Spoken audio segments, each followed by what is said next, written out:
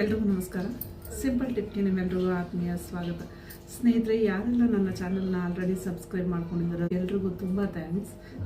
So ತುಂಬ views ಬರ್ತಾ ಇದೆ, ನೋಡ್ತಾ ಇದ್ದೀರಾ. ಬಟ್ ಲೈಕ್ನ ಮಾಡಿದ್ರೆ ನಿಮಗೆ ಟಿಪ್ ಇಷ್ಟ ಆಯಿತು ಅಂತ ನನಗೆ ಅರ್ಥ ಆಗುತ್ತೆ. ಹೊಸ ವಿಡಿಯೋ ಮಾಡೋದಕ್ಕೆ ಒಂದು ಮೋಟಿವೇಶನ್ ಸಿಕ್ಕಾಗುತ್ತೆ.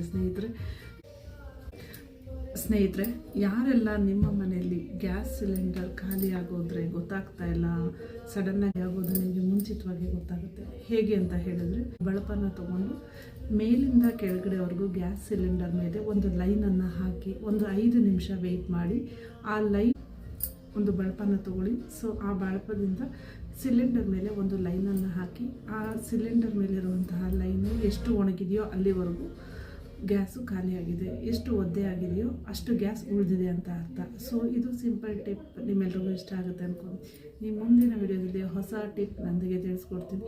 ನೀವು ಟ್ರೈ ಮಾಡಿ ನೋಡಿ ಹೇಗಿತ್ತು ಅಂತ ತಿಳಿಸಿ ಸ್ನೇಹಿತರೆ. ಹೊಸ ವಿಡಿಯೋದೊಂದಿಗೆ ಮತ್ತೆ ನಿಮ್ಮನ್ನು ಭೇಟಿ ಮಾಡ್ತೀನಿ. ಅಲ್ಲಿವರೆಗೂ ಎಲ್ಲರಿಗೂ ಒಳ್ಳೆಯದು.